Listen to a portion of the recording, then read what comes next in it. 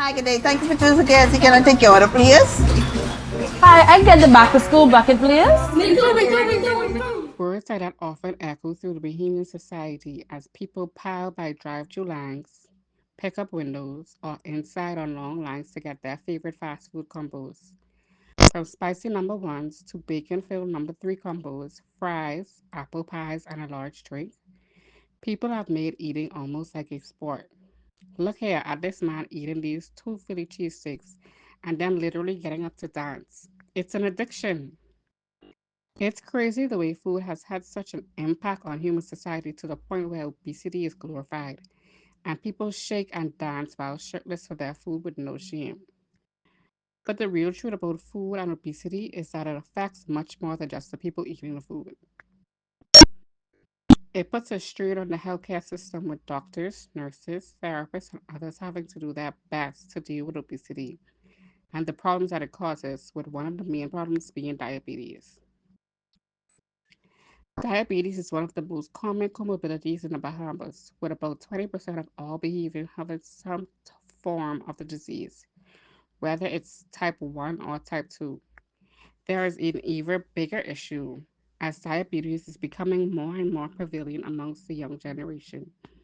Children as young as 16 to young adults aged 24 are being diagnosed with diabetes more than ever. The disease is rootless and greatly diminishes one's quality of life. From frequent finger pricks, constant fatigue, cotton mouth for days, and much more. Here we are going to see a short video for a young man named Noah who talks about living with diabetes. I'm Noah, and I am a 17-year-old kid living with diabetes. This is something I wrote down, and I will be reading it off my phone if you guys don't mind. Let me be real with you, by Noah. Let me be real with you.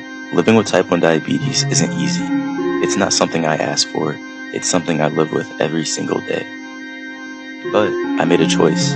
I won't let it slow me down. I won't let it define me. Every finger prick, every number I had to check, every moment my energy crashes for no reason. I take all of that and I keep going. I keep showing up for myself, for my goals, for my life.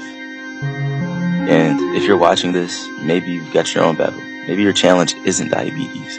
Maybe it's doubt, fear, or you're feeling burnt out. Whatever it is, I'm here to tell you, you can still show up. Even on the hard days, even when nobody claps you. Because this isn't about being perfect, it's about being consistent. And the most powerful thing you can do is keep showing up. Noah's story is very inspirational, as such a large amount of young people nowadays have to fight with diabetes more than ever before. Young children who should be outside playing, enjoying life, having their first kiss, are now being burdened in waiting rooms, in hospitals, waiting on fingerprints, lab works, urine samples, and much more. Basically, diabetes has two parts, type 1 and type 2. Type 1 is genetic and usually caused by things that people cannot control, but type 2 is often from lifestyle, unhealthy diet, physical inactivity, and no health screenings usually result in type 2 diabetes. This is the type affecting the younger people. But there are things that we can do as a society to stop this for the youth. The first way to stop the high diabetes rate that we see amongst our children and young people is by making sure that schools' cafeterias have healthier food options so that children can eat better.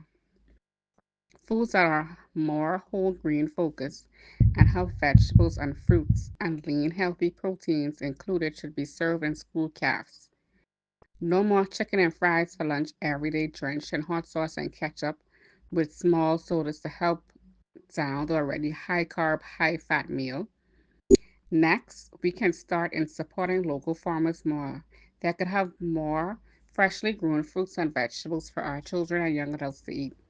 This would decrease the amount of processed foods that they are eating and support healthier diets, so their risk of contracting diabetes is lower. This would also be good for the Bahamian economy as it would support local farmers. Lastly, we must make sure the young people are moving. We need to encourage our teenagers and our young adults to get at least 30 minutes of exercise per day.